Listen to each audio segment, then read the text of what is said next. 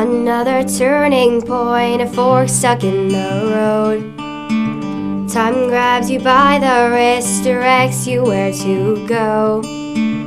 So make the best of this test and don't ask why.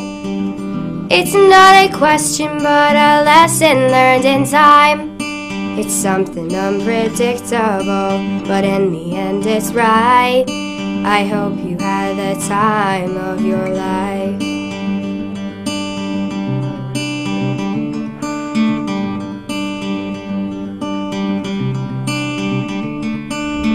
So take the photographs and it's in trial. For what it's worth, it was worth all the while. Skins on trial. For what it's worth, it was worth all the while.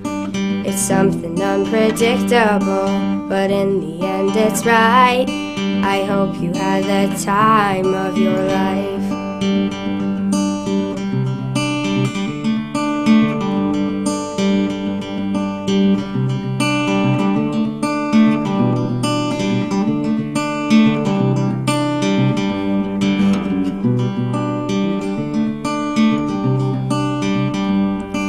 Something unpredictable, but in the end it's right.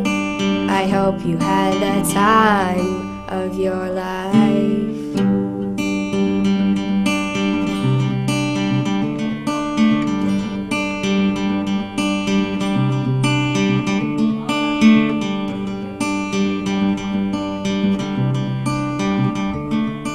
It's something unpredictable, but in the end it's right.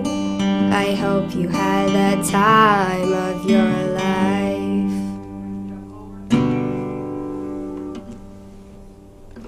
Hey everyone, that was Teddy Shapiro again playing Good Riddance, Time of Your Life by Green Day, and she did a great job. Thank you so much, Teddy. But now we're here with Deanna Boucher, I hope I pronounced your last name right, from SADD, Students Against Destructive Decisions.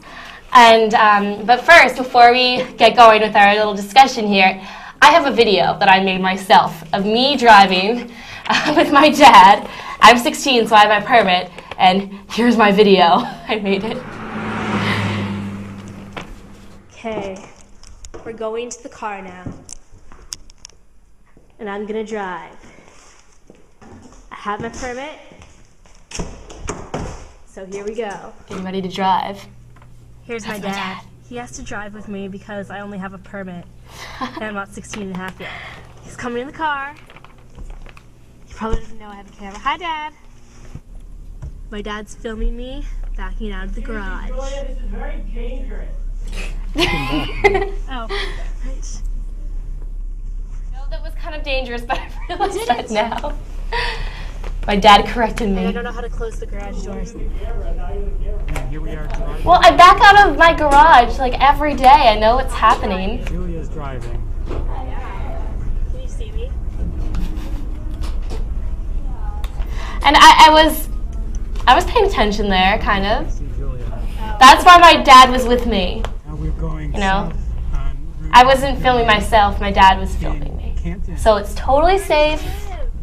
Julia, you lived for a while in Canton. So where are we right now? Yeah, and I'm stopping at a red light. I'm following all the rules here. Heading south in Stoughton. It's totally legal. The next town after Canton. And we used to go to that McDonald's right there. That was Yeah, little. you can see that. One of those golden arches on the left. This red light has been going on forever. This is the longest red light in history. It really is. There we go. Green light. Okay, so that was part of my little video there. So, Deanna, you're a SADD National Student Leadership Council member, right? Yes, I am. How did you get involved with SADD? And first of all, what is SADD? Well, SADD overall is a grassroots organization. It's been around for 30 years. This is actually our 30th year, which is exciting. Woo, happy anniversary. Thank you. But we really want to educate, to prevent, and to advocate destructive decisions. So everything from safe driving to underage drinking to like relationship advice and like everything like that. I got involved with SADD in my freshman year. My sister was president of the chapter, so it just kind of seemed natural for me to do, and I love the SADD lifestyle. So what is SADD's main mission, Deanna? SADD's main mission is to educate, prevent, and to advocate, and we really work on a peer-to-peer level, so it really reaches out to students a lot better. So now, half of high school students are kind of at the age where they can begin to drive. Do you have a main piece of advice for teens when they're learning to drive? When you're learning to drive, make sure you understand what your parents' expectations are of you. And make sure to try to avoid all distractions in your car. Turn off your that's a big thing for me. Turn off your cell phone. You don't need it when you're driving. Try not to use your iPod. Try to limit your radio use. And overall, like, know your car. I mean, I know personally, I once drove my sister's car for the first time, and it started raining. I didn't know where her windshield wipers were. So, I mean, just knowing stuff like that. Yeah, it seems like not as important, but once you get out there, you really need to know where the windshield wipers are. Yeah. So how is SADD involved with helping kids safely drive? SADD does a lot of different programs. One of our biggest, most well-known program is our Mock Car Crash, which really sheds light on the dangers of drinking and driving. Since SADD is a grassroots organization, we don't really have any control over what the chapters do, but students really try to do a lot of work with safe driving, so saying, like, educating the students on their texting laws or anything like that. And before you were talking about how it's really important for teen drivers to know their car. Yes. And so most of us don't have our own cars. It's usually like our parents' car. So do you have any advice for talking to your parents about driving in general? Just be open. Make sure that you have a clear understanding of what your parents expect, and make sure that your parents understand what you think. And, you know, just make sure that you're comfortable talking to them about any issues that you have while you're driving or anything that you're afraid of. And also, as much as I love texting, I know that it's definitely not something that you should be doing when you're driving. Yeah. So what does SADD usually say to get people to not text when they're driving? Well, we have a lot of different things. People have actually had events in their school where they bought or used the drunk goggles, and then they had people. Oh yeah, I've used those at driver's ed before. Yeah. I remember those. So, scary. So they had them walk around with that, and then they had them walk around just looking at their phones and not paying attention to where they're going, and people would actually crash into other people more. I've done that when they're texting than when they're drunk. So I mean, things like that, just making people more aware. So it's basically saying that it's almost more dangerous to text and drive than like drunk driving, which you wouldn't think, because everyone texts, you know, it's a main part of life.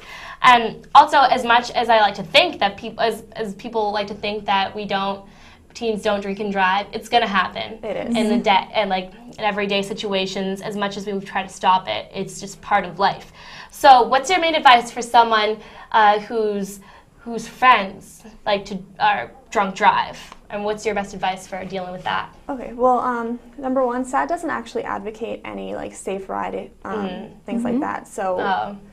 But, you know, make sure that their parents realize that it's happening, and obviously for your own safety, don't get in the car with them, and try to talk them out of getting in the car if they're drunk, if you're with them. And if you realize it's happening, make sure their parents are aware of it. That's really good advice. And also, I think we have your website up there, Yes, the SADD website. So what kind of things does your website have? We have lots of resources, and just for teens, and if you're interested in starting a chapter, you can go there for it. Just a lot of contact things and a lot of interesting facts. It's good in this digital world to have a website. Yes. And Logan has, go ahead. So Deanna, what facts do you have about SADD? What facts do you know?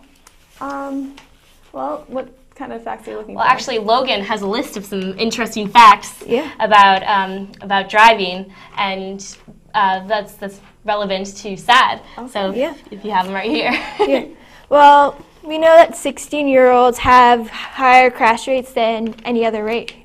Oh no! I'm 16. I haven't crashed yet, but I've only been 16 for about 5 months. So hopefully I don't add to that statistic. Also, 16-year-olds are 3 times more likely to die in motor vehicle crash than average of all drivers.